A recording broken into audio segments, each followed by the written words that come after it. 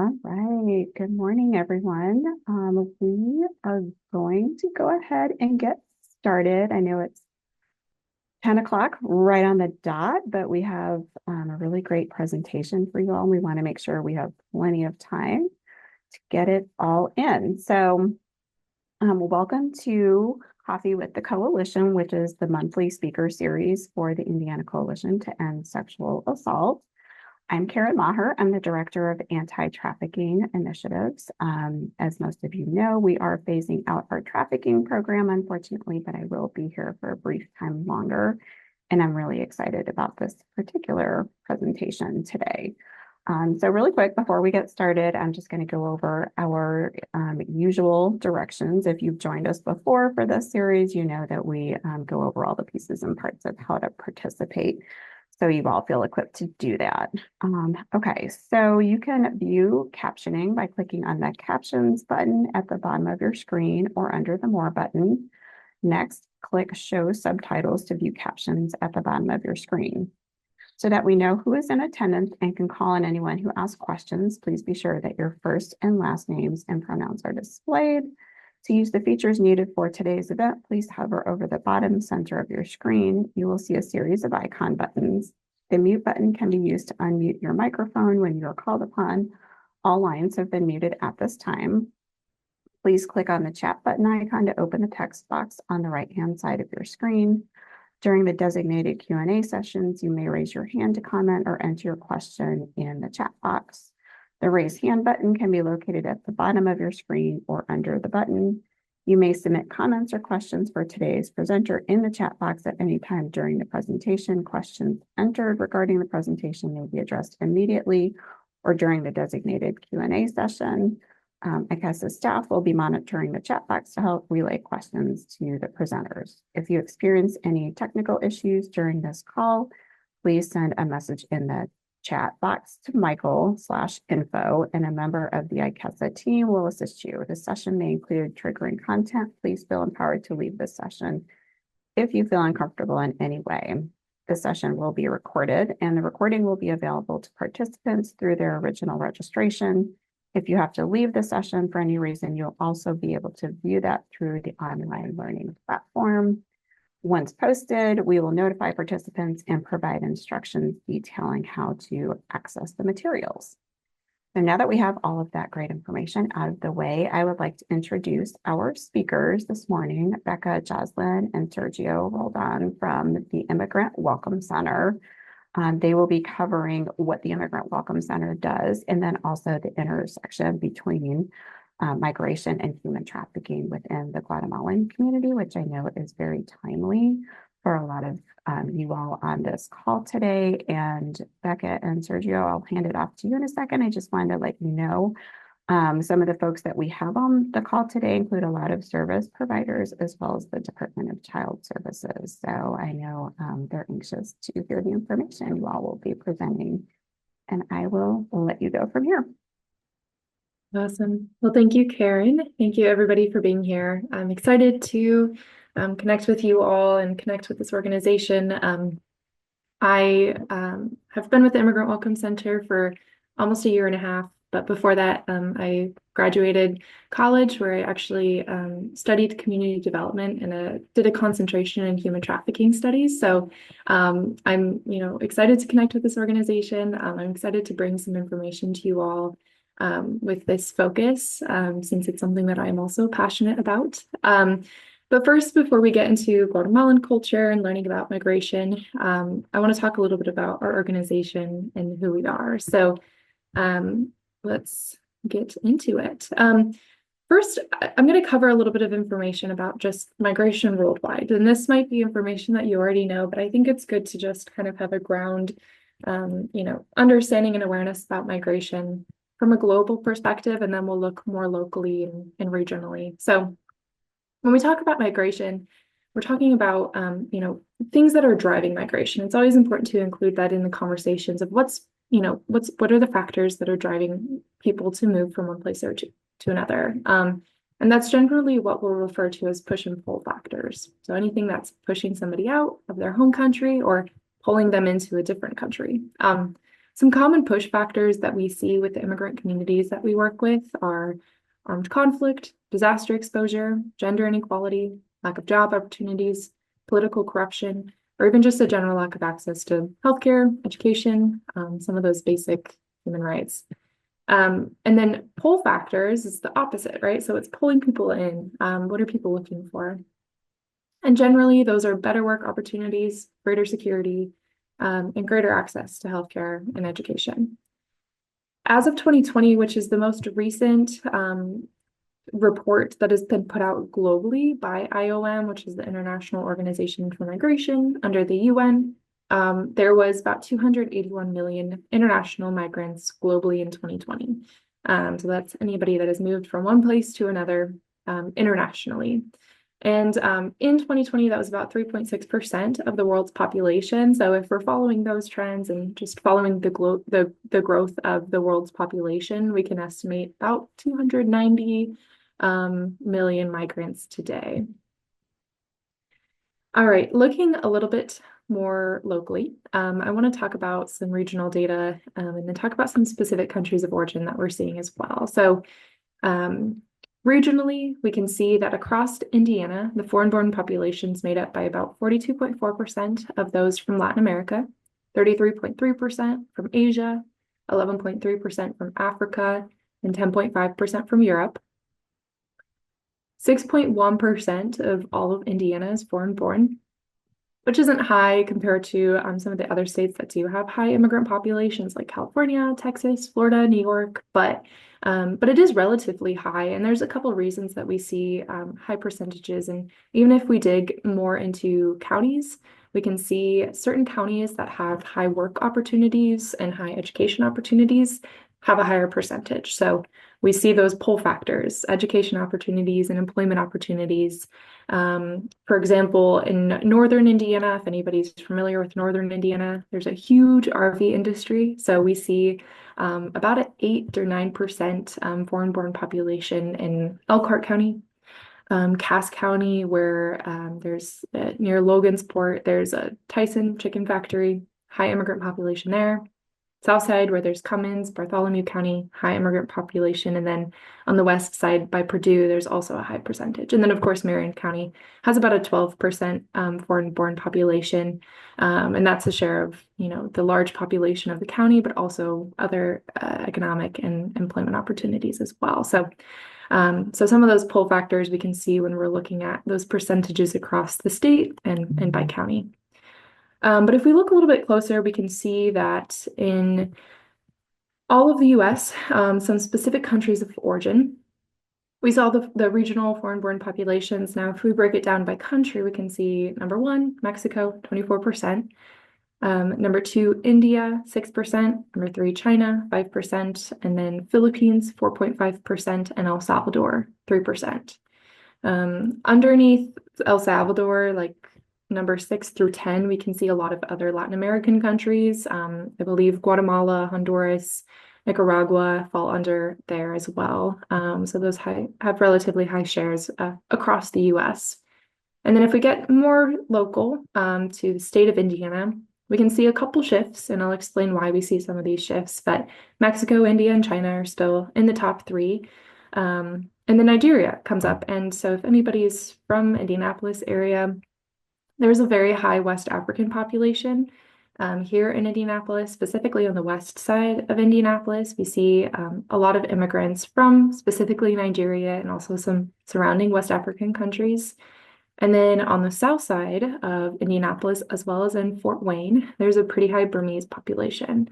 And so we see that as well in our community here in Indianapolis, as well as in Fort Wayne.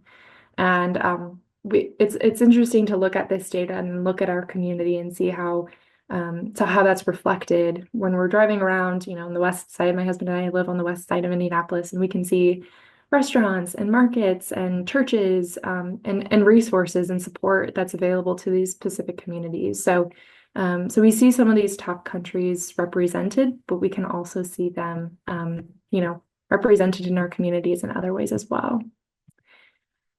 All right, I'm going to share a little bit about who we are, what we do, and I'm going to talk about some of our programs, but I want to first share about our mission and our values. Our mission at Immigrant Welcome Center is to be a trusted partner and an advocate for all immigrants. We're based here in Indianapolis. However, we provide support across the state where we can support. We have programs that I'll share about. All of the work that we do are for the immigrant community. And when we say all immigrants in our mission, we mean really anybody, regardless of what country you're from, what language you speak, how long you've been here, your immigration status. Regardless of any of that, we are just here to be a partner for those that are in our community and those that need support and advocacy. So in 2023, we served about 7,400 immigrants through all of our programs. And this year, we're looking at our data as we're starting to kind of reflect on the year, and we have a much higher number. So it's great to be able to provide support to the immigrant communities in the ways that they need support. And I'll talk about some of those needs, and then I'll talk about our programs. Our vision is that every immigrant in Indiana is thriving. So while we are based here in Indianapolis, our mission is much larger than that, and our vision as well. And our values are equity, accountability, collaboration, and trust.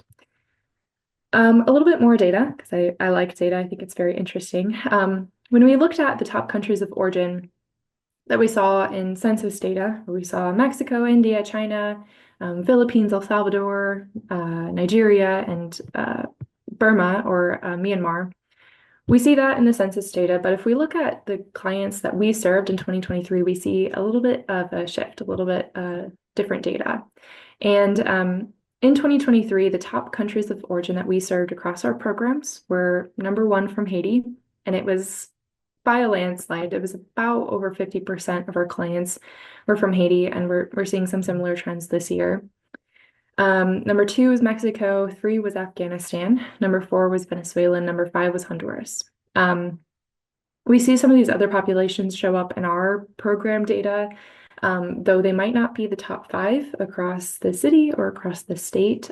They are for us, and there's a lot of different reasons for that, and it's very case by case, but we see some of these other populations that either are relatively new and forming communities here in Indianapolis or have unique needs and need unique resources. For example, the Afghan population that we saw in our top five data last year showed up primarily in our ELL program. So our English classes that we offer is where we saw a large percentage of the Afghan population. So there are some unique needs that specific populations have that we were able to provide resources to. Along with the top five countries of origin, the top five languages that we saw across our clients in 2023 was Spanish, Haitian Creole, Arabic to cover the Middle Eastern population, and then Pashto and Farsi Dari to cover the Afghan population. All right, I want to share a little bit about a database that we use, and I'll give this to you as a resource, but later at the end. But we have a database that we use when we are working with clients, and it's actually a national database, so it's accessible to you all as well. But we use it when we're working with clients to find programs in the community that maybe we don't provide or maybe we don't have connections with. And so this database is compiled of a lot of free or low-cost resources that you can filter by your area. And so it's a great place to look for holistic support. If people have unique needs, whether maybe looking for food or looking for housing or employment or things like that, that we don't directly provide services to, we can use this database. But the other really cool thing about this database is that on the back end, we can look at the data and we can see what are people looking for in our communities. So in 2023, at the end of 2023, we gathered the top 6 services that were searched by the immigrant communities or by those that were accessing our website and navigating this database to look for resources. So before I show this, I want to open it up. If anybody has any guesses or thoughts as to what might make this top 6 list, we're thinking kind of categorically, pretty general topics. Any guesses?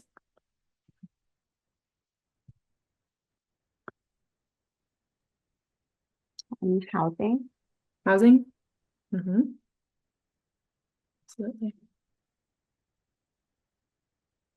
Food? in the chat. Yep. What else?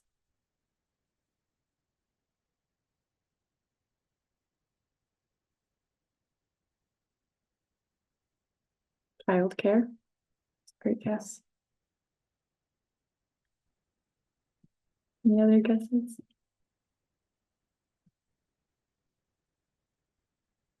All right.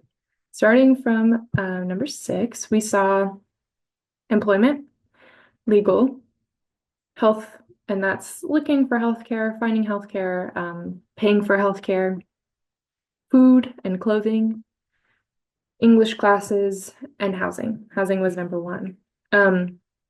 Childcare is pretty close behind this, and as well as a lot of other resources like transportation, specific things like maternity health or other specific healthcare services, things like that. So these were the top 6 services that we saw in 2023.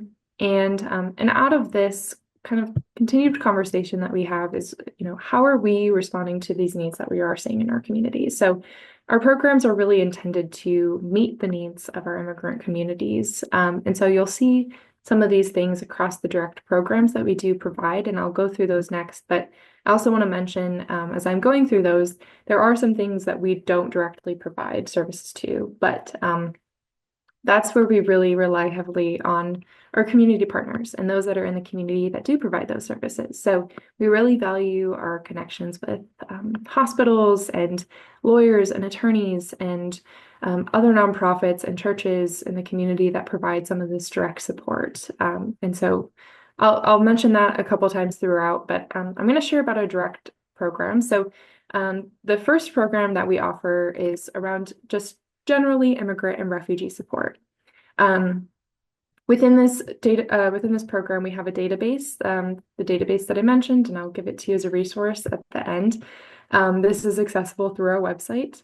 We also have a helpline. The phone number is listed here, and I'll give all of our contact information at the end. Where you will also find our helpline number. But all of our staff is available to connect with anybody that reaches out to us through our helpline. And a lot of our staff is bilingual or multilingual and speaks a lot of the languages that our clients do, but we also do have interpretation services. So if anybody wants to give us a call in their preferred language, we can connect with an interpreter or one of our staff members to support them in their preferred language.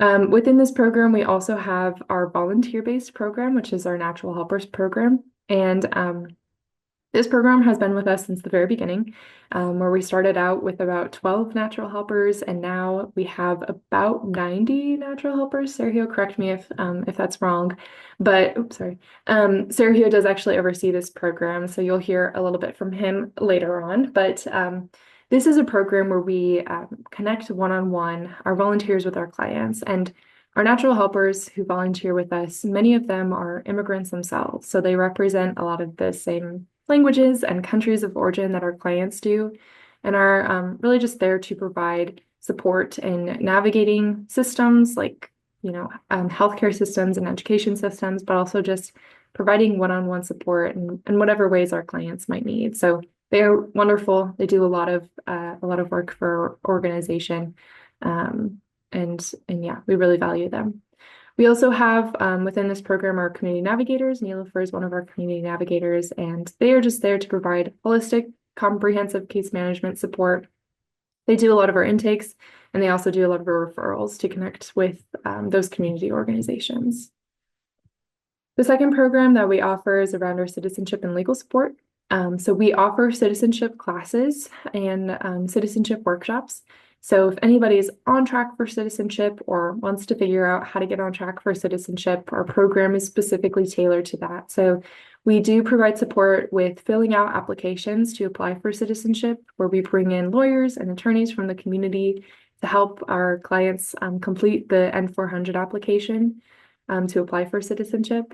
And then we also offer classes for our clients who are preparing for the citizenship test. And it kind of helps them prepare for the questions that they'll be asked around history and government, things like that. So those are great classes. We also do provide a lot of legal referrals and legal support outside of citizenship. So I keep doing that. So if anybody is, maybe looking for support outside of citizenship, maybe it's around their immigration case or applying for a green card or things like that, we do offer support around that as well. If it's not something we can provide, we'll refer out to free or low-cost lawyers and attorneys in the community that can help provide support. Our citizenship classes and our workshops are all based in our office, so they are in Indianapolis, but they are available to anybody. So, wherever you're working, if maybe you're working with people who are interested in something like this, you're still more than welcome to connect them with us. We can do what we can, wherever they are, or if they can travel to Indianapolis for classes or workshops. We see a lot of people traveling from outside of the state to come to our workshops, so that's totally an option. The third program that we offer is our English language literacy program. With this, we offer English classes. However, our English classes are a little bit unique in that they are available to anybody who has had less than 6 years of formal education. So whether in their home country or here in the US, if they've had limited or interrupted education, and maybe need to learn how to read or write, our English classes meet them at that level. And it's a pathway program, so they work their way through it, graduate out of it, and then we refer them to English classes in the community. So we do offer virtual and in-person classes. So this is something that is also accessible to your clients or anybody that you are working with outside of Indianapolis. But we offer these classes for free.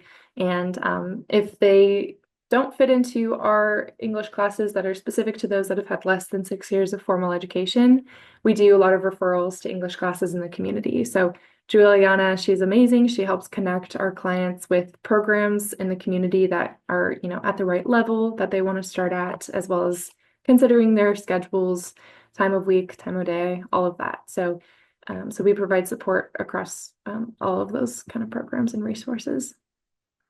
And then the last program that we offer is our community partnership support. And so this is where, like I mentioned, we're doing a lot of referrals to our community partners, but we want to also ensure that they are supported and that we're connected with them well, and that they have the capacity and the education and awareness to provide support to the immigrant community well. So within this program, we offer consultations and focus groups to help our community partners increase capacity. And we also provide trainings and workshops. You'll see a little glimpse of what the cultural trainings that we do offer for our community partners.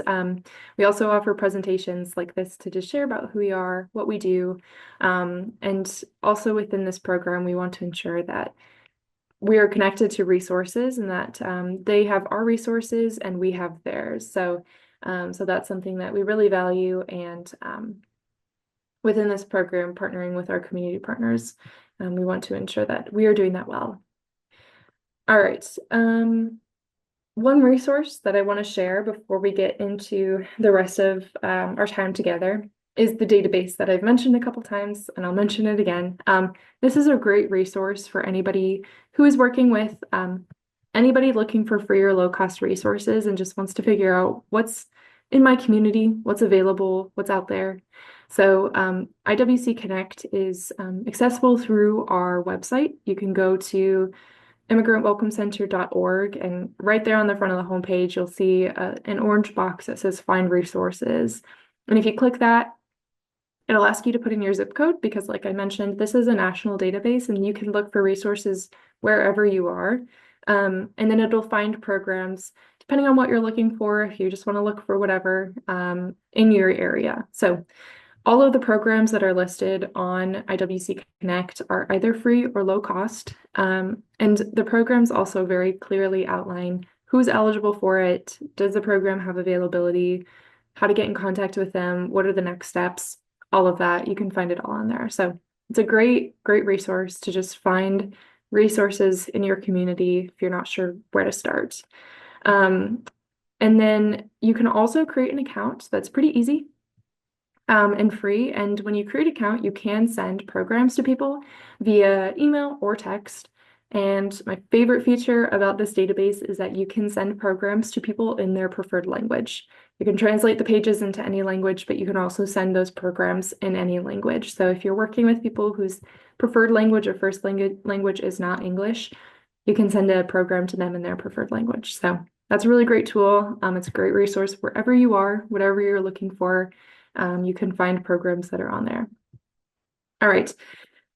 I know that was a lot of information, but are there any questions at this point about who we are, what we do, what support we provide, or anything else that I can answer? I have a quick question. You had talked about certain areas that you see high populations of immigrants in. Do you guys ever go to them for services? An example might be is if you have a lot of people in that community that are seeking the classes that you're talking about or something of that nature. Do you guys ever schedule in those areas that might have the high volume of immigrants? That's a great question. We don't do anything like that currently, because we are all of our programs and resources are based here. Sergio, do you want to add something? Yes, Becca, I would like to take on these questions because that's actually part of my plan for next year. Informally, we have visited a place called Laundry and More on the east side, which is where most of the Haitian population live. And they let the Haitians do laundry for free, I think a couple days a week. So I've been there about 3 times this year. And next year, we hope to go back into the community, visit some churches where immigrants meet and also schools or libraries. So that's coming up for next year. Yeah, a lot of our programs and some of the resources that we provide are across Indianapolis. Well, our office and we're kind of home-based downtown, but we do a lot of work outside of Indianapolis. As far as outside of Indianapolis, we don't do much going to those spaces. But as I mentioned, our English classes are virtual, and so we're able to accommodate for those that are outside of Indianapolis in some specific ways. But not quite as, we don't have multiple campuses or anything like that. But we hope to one day for sure. So Yeah. that's a great question. I was just thinking about the Logan Sport community that has a high immigration population, more recently Haitians, and then thinking about White County has high immigration populations, and that's why I was asking. Yeah, awesome. Thank you. Any other questions? Hi, I'm Tatiana Alvarez, and I'm with DCS as well. So I've been getting your emails for a while, what is it called? Your newsletters for a while. And I notice a lot of them are related to like business people and people have come in with some type of a visa or a legal status. And from the statistics that you show on the populations you serve, it seems like countries that have a lot of refugees or asylees. Do you mainly offer services to persons with some type of immigration status, or do you also offer services for others? That's a great question. So we provide services to all immigrants, regardless of status. So even those that are undocumented, we provide support to them. We do provide support to specifically refugees and asylees, but any specific status or no status at all, all of our programs are accessible. So does that answer your question? Yes, thank you. Yes, Yeah, it does. absolutely. Any other questions? Becca, this is Karen. So with the national database, if a service provider in Indiana wanted to be added to that, what would they do? Or what are the requirements for that? Yeah, great question. Since I actually oversee the database on our end, so we have the ability to add programs or suggest programs. So you and I can connect and we can talk about the programs that you want to add to that, and I can help get those added. Thank you. Yeah. One of the questions from my staff was, what about those without internet access in rural areas? Yeah, that's a great question. We do, I think the database can be accessible for not just clients and those that are looking for resources for themselves, but also community partners in those areas. So if there are, organizations that are in providing support in those areas, this is a great tool for them to support their clients. If there's, not any internet access, then it might not be a very useful tool, but assuming that maybe there are organizations that provide support in those areas, it's just a good tool to figure out what are those resources and what are accessible. As far as, maybe accessing our classes or connecting with us, any sort of libraries or things that do provide internet access would be a good tool to connect with us via internet or via something virtual. Does that answer your question?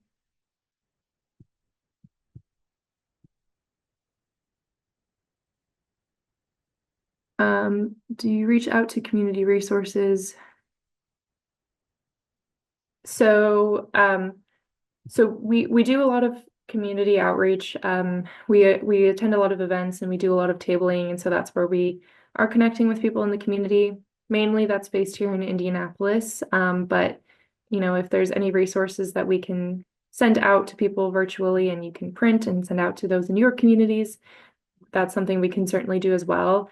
For those that are through DCS, we partner with a couple organizations that also provide or are, I guess, connected to DCS or under DCS.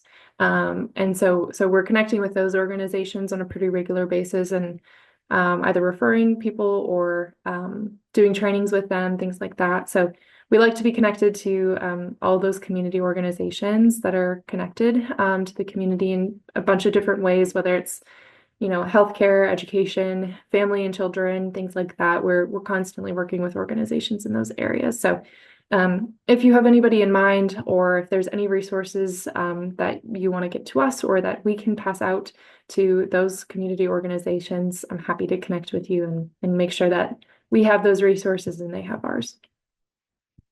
Any other questions?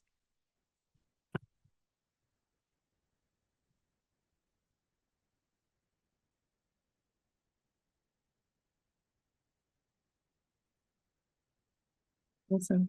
All right. Well, without further ado, we are going to get into the next portion of this, which is going to be an overview of Guatemalan culture. This is really intended and tailored to be a resource for you all so that you can support those that you're working with. We'll talk a little bit about migration, some migration trends and factors. We'll also touch a little bit on human trafficking and what we're seeing with the specific population there. But the main purpose of this is really just to give you tools to connect with those that are Guatemalan in specific ways so that you can provide your support in a way that's culturally relevant, has that awareness and the knowledge of their culture so you can respond best to them. Throughout the training, we'll be, pausing a lot. We'll have some time for discussion at the end, and there'll also be a Q&A at the end. However, if throughout the training questions come up as we're talking about, migration or the human trafficking or the culture, if you have questions, feel free to raise your hand and ask. And if we have time to get to them at that point, we will. If not, just keep in mind, we'll have some time for questions at the end. So we'll certainly address them at the end. I'll touch on our purpose a little bit, share about why we're here and talking. And then I'll also talk about the country a little bit. Sarah Hugh and I will kind of tag team this. We'll talk about the surface and the deep culture of Guatemala. And then again, we'll have some time for discussion. We'll give you some resources. We will have a Q&A and there'll be a short little survey at the end. Before we get into the about information, I want to let Sarah Hugh introduce himself and share a little bit about, what your role is with this training and what you're going to bring to this. Well, good morning, everyone, and thank you for taking the time to be here with us this morning. My name is Sergio Roldan, and I'm the manager of Natural Helpers and Immigrant Support at the Immigrant Welcome Center. I've been in this role for almost 2.5 years. Prior to working for the Immigrant Welcome Center, I used to work for different nonprofits in the state of Georgia, like Lutheran Services of Georgia, the Latin American Association, and World Relief. I started working in refugee resettlement just freshly out of college. And ever since then, I think I love what I do. And I decided to continue working in nonprofits serving immigrant populations in the US. Awesome. So Sergio will be serving as the cultural specialist for today. So he's going to bring in his perspectives and opinions. We'll also, pair that with research and conversations that we've had and done. And so hopefully it will be insightful for you all to hear from Sergio's perspective, as well as some of the research that we've gathered and conversations that we've had. A little bit about our purpose for today. The purpose is kind of threefold. One is to better understand our own social identity and our own culture. And we include that because I think throughout the training, there'll be elements of this that, we encourage you to reflect on and compare to what you know about your own culture. We're going to use a framework and we're going to explain that framework when we get to talking about culture, but it's a framework that we can kind of also use to reflect on what we do know about ourselves and our own culture. So that's the first purpose. The second is just generally to enhance our learning and our awareness around Guatemalan culture. And then lastly, most importantly, to identify ways to support the Guatemalan immigrant population in our own communities. I want to give a little bit of information about the country of Guatemala. We're going to talk about geography, where it's located, population, a little bit about the name, and then Sergio is going to do a little bit of a deep dive into the history, and he'll explain why. He'll explain that when we get there. But first, I just want to talk about the geography. Guatemala is located in Central America. It's bordered by Mexico to the north, Belize to the east, El Salvador and Honduras to the southeast, Pacific Ocean to the southwest, and the Gulf of Honduras or the Caribbean Sea to the east. So not necessarily landlocked. There's sea and ocean on both sides, but a lot of countries that are surrounding it. The population is 16.6 million. And then Sergio, I'll pass it to you to talk a little bit about the name of the country, and we'll get into history. Okay, before we start, I want to make sure that it is clear that I do not represent all Guatemalans. Guatemalan is a nationality, so there are diverse groups in the country. And also I wanted to let you know that the reason why I want to emphasize history so much is because there is a story to tell. Culture is a historical process. So I'm going to start by talking about the territory of Guatemala before the Europeans arrived. So the map you see underneath modern-day Guatemala is the map of Mesoamerica. That's the name given by anthropologists to the region located in central Mexico and parts of Central America, where there were many indigenous populations prior to the arrival of the Europeans. So I wanted to talk about Mesoamerica before I talk further about Guatemala, because this is going to be important to understand Guatemalan culture. In what we know today as Guatemala, the main group that inhabited this place was the Mayas. They were not just any Native American group, they were a civilization. They built pyramids, they had a good understanding of astronomy, mathematics, and they left a legacy that is still alive in Guatemala. So when does the modern state of Guatemala is born? In my opinion, it was born in 1524, which was the date of the arrival of the Spaniards. The Spaniards arrived to modern-day Guatemala after conquering Mexico. I think most people are familiar here with the history of Mexico and how they conquered the Aztec Empire. Well, after they conquered the Aztecs, they traveled to Guatemala because they heard stories about great wealth and other cultures. And contrary to what is taught here in American schools, the Spaniards were not killing all the indigenous they saw. As a matter of fact, they made a lot of alliances. And one of those alliances was with the Tlaxcaltecas or Tlaxcaltecs, which was a group from central Mexico that helped them conquer the Aztecs, because the Aztecs were taxing all the other indigenous groups in central Mexico. And after they conquered the Aztecs, they went south, and they brought with them, the Spaniards brought with them about 10,000 Tlaxcaltec soldiers. So the conquest of Guatemala wasn't exclusively done by Europeans. It was done with the help of indigenous groups. And these Mexican indigenous soldiers were granted land, and they were treated differently than the people they conquered in Guatemala. Anyway, then I have to talk about the colonial period in Guatemala. Guatemala was part of what was known as New Spain. The Spanish colonies were divided into viceroyalties. They were autonomous regions governed by themselves. They still reported to Spain, but they had a lot of autonomy in what they did. So Guatemala was part of New Spain, as you can see on the map. It went as far north as Wyoming, and it stopped in modern-day Costa Rica. Within the New Spain, there was what they called the Kingdom of Guatemala, which was most of Central America, and the capital of colonial Central America was located in Guatemala. Guatemala was the colonial authority in Central America. After the independence in 1821, there was a void of power. The viceroyalty of New Spain was independent, but you had Central America, which had been very autonomous during colonial times, and you had the central government in Mexico City. So what happened was that Mexico tried to create an empire. They were not overthrowing a monarchy. They wanted to bring another monarchy because Napoleon had invaded Spain, and he had overthrown the royalty in Spain. So the independence movement was a very conservative movement. They were not looking to overthrow a monarchy, but they were looking to keep it. So as soon as the Spanish authorities pulled out of the New Spain, Mexico invaded Central America, and they annexed Central America. For 2 years, Guatemala and the rest of Central America was part of the Mexican Empire until that empire crumbled. And then all the Central American countries decided to stay together, and they formed the United Provinces of Central America. That was between 1823 and 1841.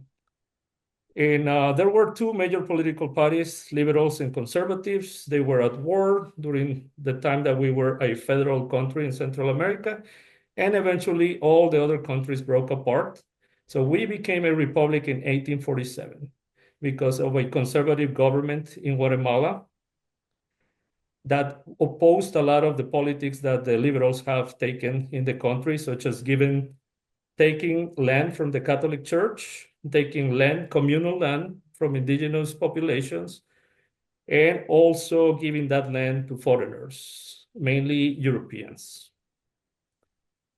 Okay, that's just the setup about what happened before the arrival of the Spaniards during independence to the point where we became an independent republic.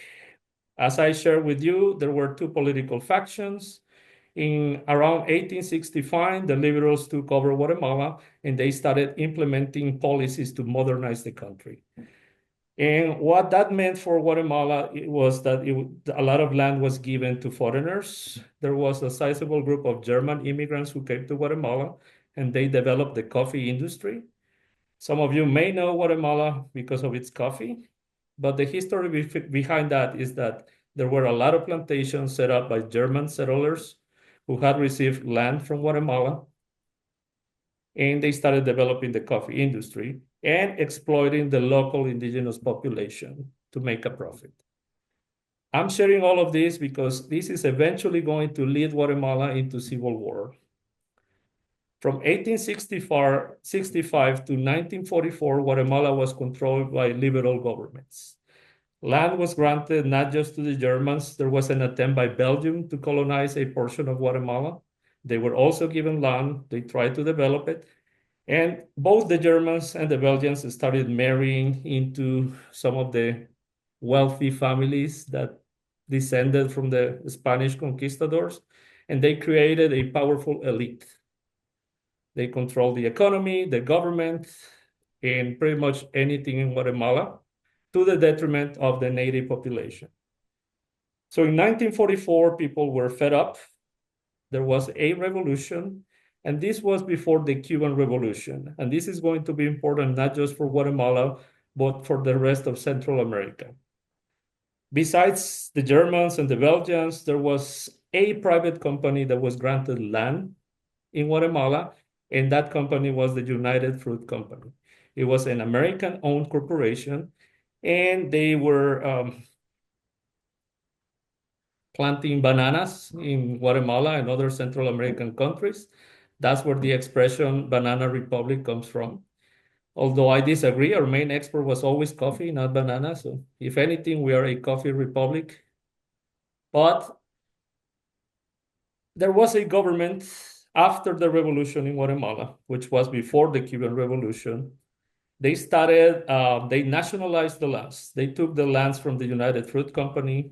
They gave them to the peasants. They also built a highway that went from Guatemala City to the Atlantic port. We have a tiny port in the Atlantic, but that meant that the railroads, which had been owned by the United Fruit Company, were not the only means of transportation anymore. So our government broke that monopoly. And what was happening between 1940s and 1950s in the US, the Red Scare. So our government was labeled communist. And if you know anything about American foreign policy in the 1940s and 50s, is that they did not want a communist regime anywhere close their borders. I also want to mention that the president of the United Fruit Company was the brother of the CIA director at that time. So there was a direct link between the American government and this multinational corporation known as the United Fruit Company. So when the Guatemalan government nationalized the land, they decided to invade Guatemala. So they financed a lot of Guatemalans who were very conservative, and they invaded Guatemala, and this led us to a civil war that lasted between 1960 and 1996. This is the period of our history where people started leaving the country. There was a massive exodus of Guatemalans, not just to the US, but to neighboring Mexico, Costa Rica, and even some European countries. If you want to learn more about this period of Guatemalan history, we suggest that you read this book listed below.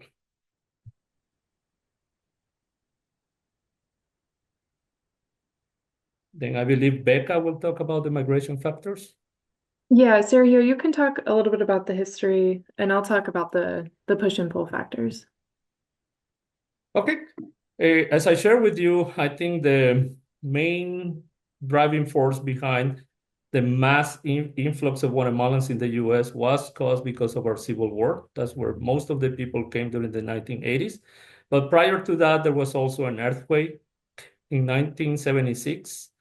And this is very interesting for me in particular because a lot of my father's friends came during this era after the earthquake. A lot of the infrastructure in the country just crumbled. There were no jobs, and people didn't know what to do. So a big group of Guatemalans came after the 1976 earthquake. They settled mostly in California, Los Angeles, Chicago, and New York City. Then again, another natural disaster. In 1998, there was a big hurricane, Hurricane Mitch, if I remember correctly, and it affected 100,000 people in Guatemala, Honduras, and El Salvador. I believe Hondurans were granted TPS because of this hurricane. Guatemalans were not. And I already talked about the civil war in Guatemala, which affected mostly the Mayan community. And we are going to talk more about ethnicity in Guatemala in the following slides. Yeah, so I want to quickly talk about some of the current push and pull factors that we are seeing with Guatemalans that are emigrating from Guatemala, pushing out of Guatemala, whether they are landing in the US or Mexico or Costa Rica, like Sergio mentioned. Some common push factors that we see are poverty. violence and specifically the drug cartel violence, which relates to trafficking a little bit, touch on that. Natural disasters still in effect, and then political corruption that we're seeing as well.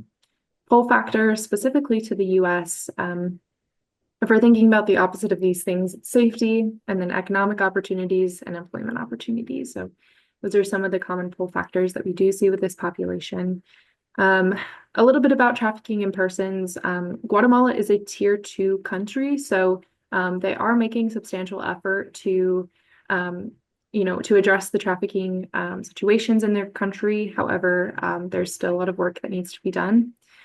We talked a little bit about the agricultural industry. Guatemala is a big agricultural industry, not just coffee, but other things as well. And that, in effect, can lead to some potential child labor trafficking. And so within Guatemala, that's one of the key issues.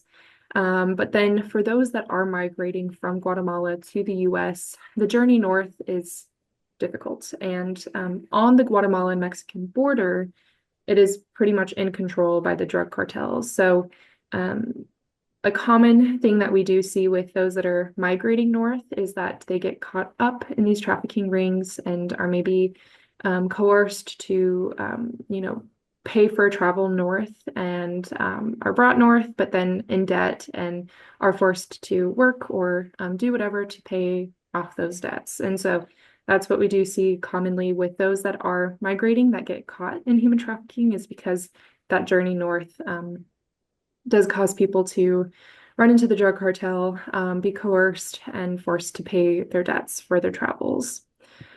All right. I know this is a little bit of a sharp turn, but I want to touch on the culture, and I want to talk about this framework that we're going to use when we're thinking about culture. So this is a framework that I use in every cultural training I talk about, because I think it's a really valuable metaphor. And it's basically thinking about culture like an iceberg. So if we're thinking about an iceberg, there's the surface culture, the things that we can see above the sea level. It's things that if you're looking at a culture from the outside, you can look at it and say, well, those are the things that make up that culture. Food, places, language, literature, music, people, things like that we can see.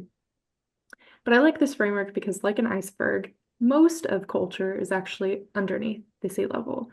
So it's things that you cannot see by looking at a culture. You can't assume or observe and make up about a culture without really taking time to understand the culture, talk to people, really dig into the culture. Those are things like ideologies, experiences, communication styles, rules, attitudes, concepts, beliefs. Those are unspoken rules and unconscious rules that, compared to surface culture elements, have either a very high or an intense emotional level attached to them. So we are going to talk about Guatemalan culture in these two kind of frameworks. And like Sergio mentioned, we will preface this a lot. Guatemala is a multi-ethnic, multicultural country. There are a lot of different perspectives within Guatemala. We'll talk about some of those things, but I want you to keep that in mind as we're talking about this, that Sergio has his experiences and perspectives, which is one of many. And we're going to include data and research that we see from some other communities as well. But just keep in mind, there's a lot of different cultural perspectives from those that are from Guatemala. So we'll preface it with that, and without further ado, I'll pass it back to Sergio to talk a little bit about the people. Okay, thank you, Becca. And before I talk about the people, I want to ask you all to please be open-minded, and especially if I offend anyone, I'm apologizing before that, but we are going to talk about race and ethnicity. I know that's a difficult topic for some people, but it is important to understand Guatemala, because I think there's a common belief that anything south of the Rio Grande, south of the border, is pretty much Mexico. But there are 21 countries that speak Spanish, and each one has a different history and different culture. But going back to Guatemala, I want to share with you how we identify ourselves in Guatemala. Our constitution recognizes and protects 4 different ethnic groups. The first group that I will talk to you about is the group for which I identify myself, and it's called Ladino. Ladinos are known in other countries as mestizos, and basically they are multiracial people. Mestizo is not, Ladino is not just someone who has native and Spanish roots, but also there's an African element, and to a lesser degree, the Spaniards themselves were mixed people, which meant that some of them had Jewish ancestry. So that's something that DNA is revealing now that 23andMe, things like that are popular. A lot of people are coming to terms with the diversity of our DNA makeup. But for the purpose of Guatemala, the Constitution recognizes the Ladino people as a different group from all the other groups. And I want to talk about the meaning of the word Ladino because I think we are the only country in Latin America that uses this word to describe an ethnic group. Ladino pretty much these days means non-indigenous. But what does it mean for us Guatemalans? It means that mestizos, multiracial people belong to this group, but also some people who may be of purely European descent are also placed in this group. And then something interesting happens. If an indigenous person abandons his or her way of life, if they adopt Spanish as their main language and they adopt a Western style lifestyle, then the government will start label them as Ladino, which tells you how ethnicity is merely a social construct. And I think this is going to be important to understand Guatemalan culture because people will use both words, Ladino and Mestizo, to identify themselves. Mestizo, there's a racial biological component to that word. Ladino is pretty much anyone who has abandoned the indigenous lifestyle. About 56% of Guatemalans identify as Ladinos or mestizos. Spanish is our primary language. Most of us are practicing Christians, either Catholic or Protestant. And now I want to talk about the Mayas because they represent a huge group of Guatemalans. They are all labeled as Mayans, but there are 21 different Mayan groups. And each one of these groups has a different dialect, a different culture, and a different geographic region where they are located. So if you look at the map, that is a linguistic map of Guatemala. Everything in purple is where Spanish is spoken. If you pay close attention, you will see that there's also a geographic division in Guatemala. Eastern Guatemala tends to be more Ladino or Mestizo. That is the region neighboring Honduras and El Salvador, Guatemala City, and the Pacific coast.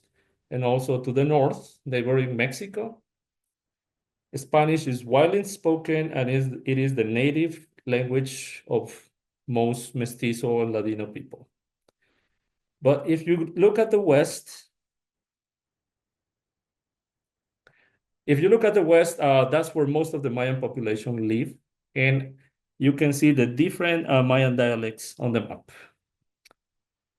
Next, there's another indigenous group known as Xincas. They are non-Mayans. It is believed that they come from either Bolivia or Peru, and they settle in Central America. They also used to be found in El Salvador, but now they are pretty much extinct in El Salvador, and they only survive in Guatemala.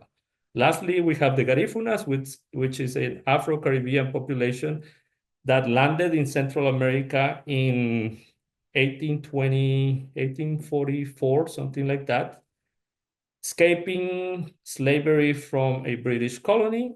Slavery was abolished in Central America in 1824. So for the language, 70% of the people speak Spanish, either as a native language or as a second language. There are 22 Mayan languages.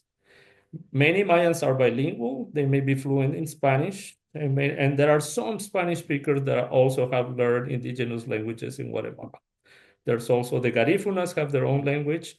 And the Xinca language is going through a revival. I think there's like 100 speakers left, but the government of Guatemala is trying to rescue that language. Awesome. Thanks, Ariel. There's a book that we're also linking here that talks a little bit more about this as well. So check that out or write that down. And then we also just want to preface this and relate it back to the work that you are all doing, that in Guatemala and for Guatemalans, the term indigenous can have negative connotations attached to it because of everything that Sergio mentioned. There's a lot of history to this. And so when you are working with people, the best question to ask if you're figuring out, how to identify them demographically is to ask their preferred language. If it's Spanish, then we can assume that they're not indigenous. If it's a Mayan language or Xinca or Garifuna, then we can identify them as indigenous. But the term indigenous, though, here in the U.S. is obviously not a negative term. It does have relatively negative connotations in Guatemala, and so we just want to be mindful of that when we are working with people. Asking preferred language is the best way to get some of that information. And I just want to make a quick comment about that, Nika, before we move to the next slide. And this is not exclusive to Guatemala. Indigenous communities are marginalized and discriminated all over Latin America. Yes. All right, Sergio, do you want to talk quickly about food? Okay, I'll try to do my best. Food, corn is a symbol of Guatemalan identity because of its relation to the Mayan population. Most of our foods are served with tortillas on the side, just like Mexico and other Central American countries. But also, according to Mayan, the cosmovision, and unlike the Hebrew or Christian Bible, men were not created from dust. They were created from corn. That's why in Mayan communities, corn is a symbol of life. Some of the major foods that we have is pepián. It's a ceremonial dish. It's only served during big festivities, parties, or if you want to honor a guest to your home. It is made with pumpkin seeds, different kinds of peppers, green beans, potatoes. It's kind of like a curry. That's the best way to describe it. Fiambre, which we Guatemalans just ate a couple weeks ago, it's only served during the Day of the Day or All Souls Day, November 1st, between November 1st and November 2nd. And it's basically a mix of different cold meats, sausages, hams, cheese, different vegetables. And my favorite, hilachas, is just shredded beef on a tomato-based sauce. Some of our major celebrations are Holy Week. Holy Week is a big celebration in Guatemala, and it is celebrated by organizing processions, both in Guatemala City and Antigua, and was recently named a UNESCO World Heritage Celebration. So a lot of tourists from Europe, from the US, from other countries come to Guatemala during Holy Week. Christmas is also a very traditional celebration in Guatemala, and what we do, at our home, we create a nativity scene. At least in Guatemala City, where I'm from, people used to walk around the neighborhood to visit other houses that had other nativity scenes. So that was part of our Christmas celebration.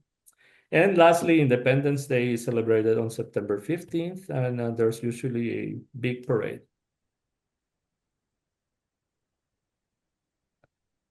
Religion, Guatemala, in spite of its history of Roman Catholicism, is only 42% Catholic. Since the 1970s, many Guatemalans have become evangelicals. And I think this was caused because of the Civil War. The Catholic Church was very outspoken against the human rights crimes committed by the army. So in return, the army started killing a lot of the priests, especially in rural communities, which paved the way for the growth of the Protestant religion in Guatemala. But also in the 1800s, as I had mentioned to you, there was an influx of German immigrants in Guatemala, and they were the first to set up Protestant churches in the country. Mayan spirituality still survives. If you look at the picture, that is a place called Chichicastenango, which is very touristic in Guatemala. If you look at the stairs, those stairs were part of a Mayan temple. And what the Spaniards did, not just in Guatemala, I know they did this also in Mexico, They constructed churches on top of those temples, which was a way of evangelizing people and telling them who was in charge now. But what the Mayan communities in Guatemala did is they formed a mixture of Catholicism and their own spiritual views. So if you ever go to Chichicastenango, you will see that before they enter the Catholic Church, they will pray to their ancient gods and they will do a ritual. And then they will walk into the Catholic Church. This form of spirituality is known as syncretism, and it is also found in other countries in a different context. Communication styles, most Guatemalans will greet you with a handshake if you are a man. Between a man and a woman, it's common for us to kiss on the cheek, like all other Latin American countries. It is very important to make eye contact, and this is for the Ladino ethnic group. The Mayans tend to be very conservative. They will try to avoid looking at people in the eye, but they are very friendly too.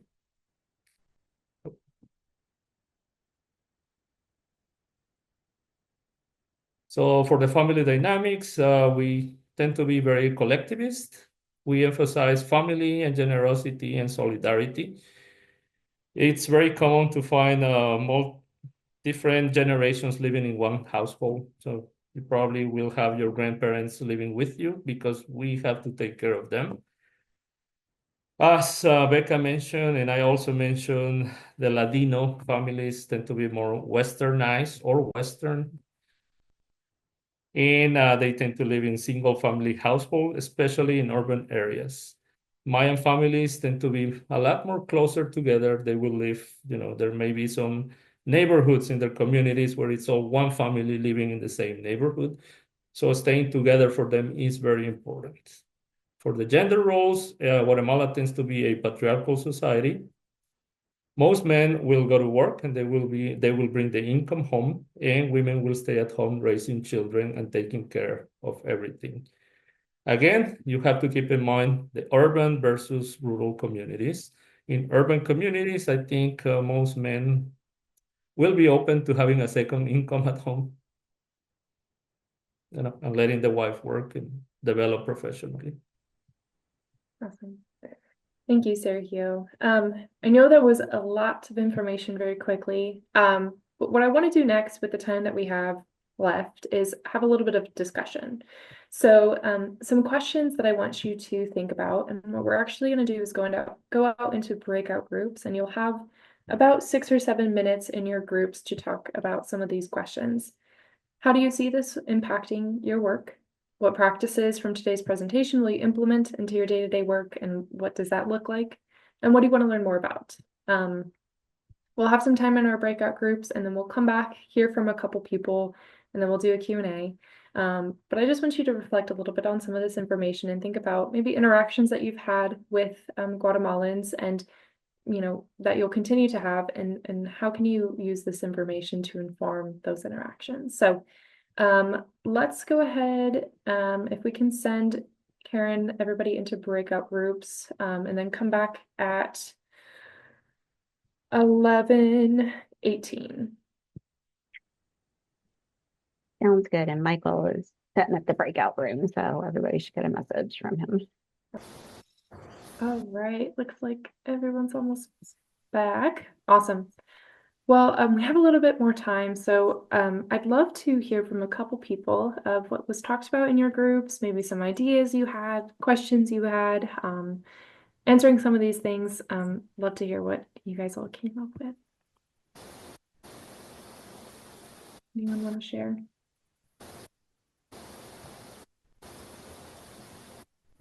In our group, one of the things we talked about is, now that we know the different ethnicities and how many different languages you have to be thinking about. I know DCS has dealt with some of that already, but we'll definitely have to ask a lot more questions. So for instance, if we got a call saying, hey, we think there's a case of labor trafficking in this area involving Guatemalans, it's not one language. It's not, they may have different perspective on their situation and depending on their ethnicity. And so it's just having to dig deeper and get a lot more information and not making assumptions. So it's really helpful to know that additional information. That's great. Great to hear that. Anyone else want to share? And I was just going to say really quick, I want to throw out there, DCF was able to find interpreter that handles a lot of the different Mayan dialects called Mayan Bridge that they use. So if anyone else encounters that, that's a resource. That is awesome. That's awesome. Thank you for sharing that. That's all thanks to Tatiana Alvarez. So Ah. just give her a shout out. Thank you, Yvonne. But it was a team job. Awesome. Does anyone else want to share what was talked about in your groups? I can share. In our group, we really talked about and appreciated the history. That the one book in particular has a really good, I've read that one, I really like it. And I just kind of digging into more of just the kind of surface level that we might get in like a US history class, right? And understanding how that goes into. And I think the piece about the the word indigenous, like for us, that's a very respectful way of communicating about, if we talk about Native Americans or we talk about indigenous, and but knowing that that might cause a different reaction, and just always asking more questions or starting off a little bit more neutrally and getting curious if people do maybe have a reaction, say, oh, maybe, we're kind of talking through that because I think it's most dangerous when we start to make those assumptions of what a reaction means or what something means and we don't know. And so just taking a minute to slow down and think through, what could those words carry, and that weight, that knowing that history, that really does have a lot more impact than we might realize. Yeah, that's great. That's a great,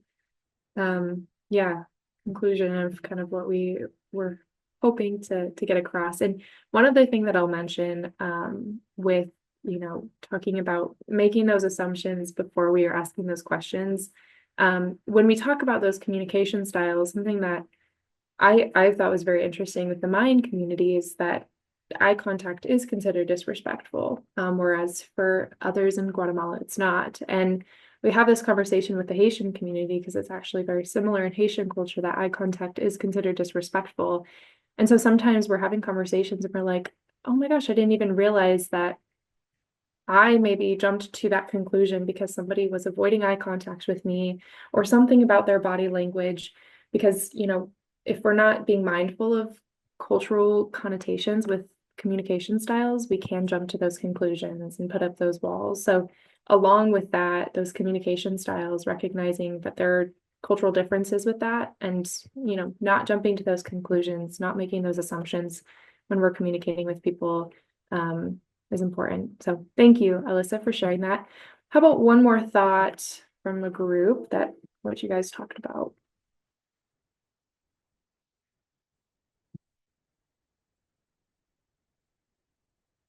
Share.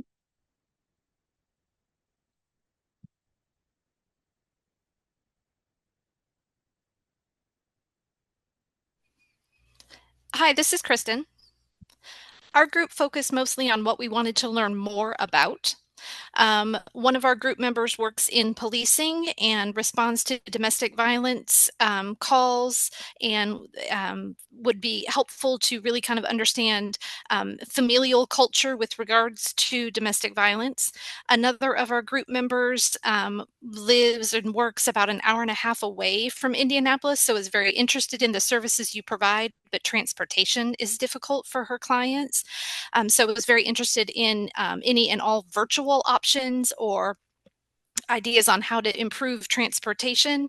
And another was the resources gap. And please jump in if I'm messing this up, ma'am. But the resources gap, if perhaps the parent was undocumented, but the child is a U.S. citizen, there appear to be some resource gaps there, and how we can best be closing those gaps.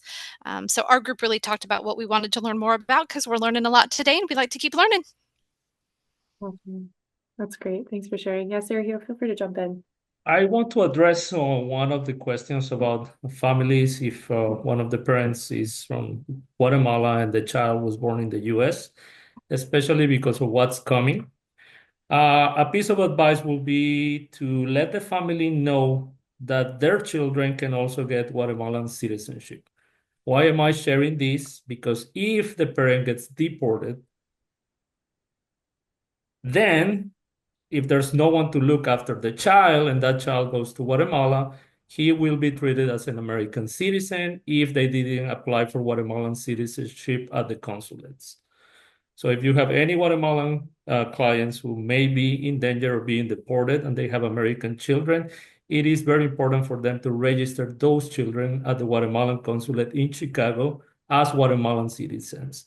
In case the family is separated and the children have to travel to be with their parents, they will be full Guatemalan citizens. If they don't do that and they just send the children back home, when they return to the States, they will have to pay a fine because they overstayed the 90 days that Guatemala allows for foreigners to remain in the country. So I think something as simple as that can be helpful for the families. Yeah, and we do provide that sort of legal support, connecting to consulates, things like that. So if there's a specific case or family that you're working with, you can connect them with us. We can connect them with our legal program and make some of those referrals or give some of that information. So we're certainly a resource for that. And I want to answer Austin Johnson's question. Will the Guatemalan consulate allow them to maintain dual citizenship? Yes, but they will have to register their children as Guatemalans before they turn 18. Guatemala doesn't let you renounce your citizenship. So even when we take the oath of allegiance to the states, we get to keep our citizenship. Awesome. Okay, real quick, I know we have about 5 minutes left. I want to just give a little bit more information and then we'll get to a Q&A. There's a couple articles that were helpful to us as we were doing some more research to talk about migrant child worker exploitation as well as some of the Guatemalan communities here in Indiana. So those are really cool resources just to learn a little bit more. Sarah Hugh, do you want to touch just very quickly on the music, artists, and writers in Guatemalan culture? Okay, I'll be happy to do that. Guatemalan music traditionally is just played by an instrument called marimba. And the fun fact about marimba is that it's an instrument brought from Africa by slaves who the Spaniards brought to Central America. Yet it was adopted as our national instrument, which tells you another story about Guatemala. Our national instrument is an African instrument that the Maya population loved. And they interacted with each other, the African and the Mayans working together. And, we have this fusion of music. There's a link to a song called Luna de Xelajú, which is kind of our second national anthem. If you want to listen to it, it's just a melody. There's no words, but it will give you an idea of what Guatemalan music is like. And usually it's played during lunchtime. If you go to a restaurant, there will be a marimba band playing, or on Sundays for family gatherings, especially if you have your grandparents, they will play marimba as you are having lunch. Some famous artists, Ricardo Arjona, Gaby Moreno. She is well known here in the US. She has an audience. She sings in English and Spanish. There's a rapper known as Ghetto. He's a Garifuna artist. And there's also Sara Kurucic, who is a Mayan woman, and she's becoming very popular in Central America and Guatemala. Lastly, Guatemala had a writer, Miguel Ángel Asturias. He is one of 5 Latin Americans to win a Nobel Prize for literature. So it was a big accomplishment for Guatemalans. And for the traditional clothing, most Mayan women will wear their traditional clothing, which they call them traje. And each region has a different dress. So that was one way in which they identify each other's, even if they may seem similar because of the colors and the way it is. Each of these clothes, it's different depending on the region where people are from. So that's one way to identify their ethnic group through clothing. Awesome. All right. Well, we have 2 minutes left. So we'll do Q&A, and then at the same time, I do have a survey that I'd ask if you can all take. It's pretty quick, takes about 5 minutes. No, less than that. It's 5 questions, takes about 2 minutes. If you can scan this, just give us your feedback. We really value that. And while you're doing that, if there are any questions left that we can answer, we're happy to do that.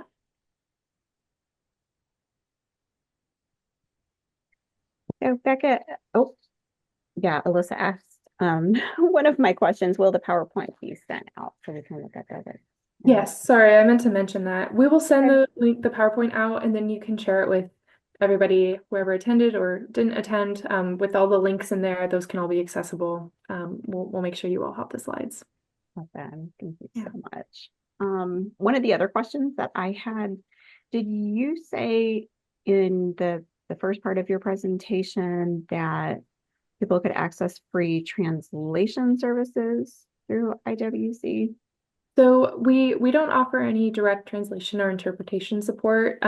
We do, one-off if there's specific things, maybe our volunteers can kind of fill in those roles, but for any formal translations or interpretation services, we usually will recommend, services that provide that direct support. We use Globo. It's an interpretation line.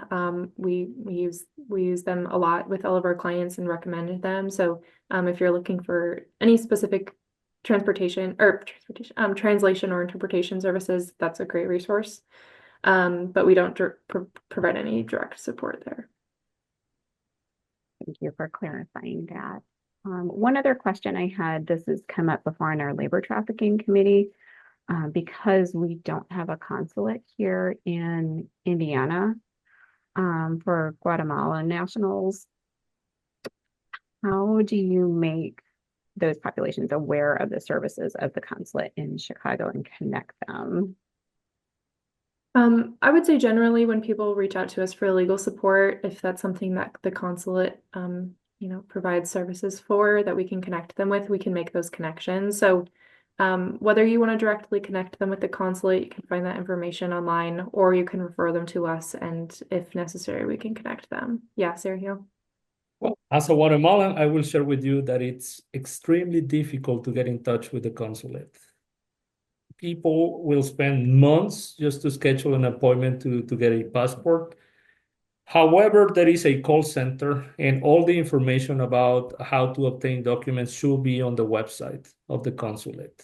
So it will be just a matter of, if you are working with Mayan populations, just spending the time to explain to them all the requirements to apply for different documents in Guatemala. And there's a portal through which you have to schedule appointments for passports.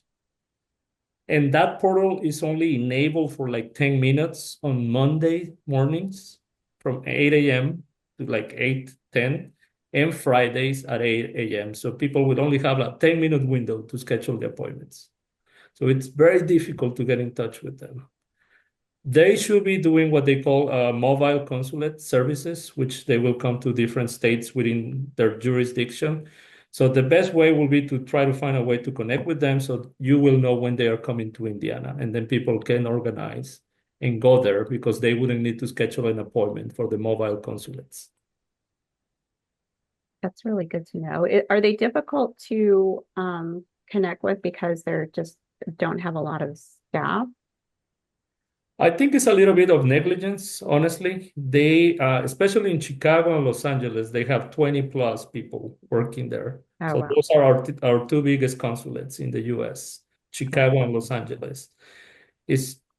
As Becca mentioned, unfortunately, there's sometimes corruption. People will ask for money to get an appointment. So it's really difficult to navigate that. One other thing I'll just throw out there in case this can help. So the Mexican consulate for Indianapolis is on our task force. Their head consul co-chairs our labor trafficking committee. And I know that she can sometimes connect with the other Latin American consulates in the region. She did tell me recently, I think there's a new head consul in Chicago, just in the past maybe month or two, I think. But sometimes they're able to connect and may have information about when the mobile consulates come through Indiana. Yes, I think that will be a good approach. And I have the email address for the consul general and the vice consul. I'm happy to share them because I truly believe that you have to go all the way to the top to make your voice heard. So it's better to connect with them directly. That's really helpful. Thank Yeah, and then I know we're over time, so I just want to be mindful of everybody's time. If anybody has to leave, feel free to leave. If you want to stick on for questions, Sarah, you and I are available to stick around for a couple minutes, but I do want to give you all of our contact information. If you want to take a picture of this, that's great. You can have our address, our phone number, our email to reach out to us if you are interested in connecting with any of our programs or for any additional questions. The questions about English classes or foreign language classes for staff. There's a couple resources that I know of, not off the top of my head, so I will follow up with that in an email that Karen, you can send out.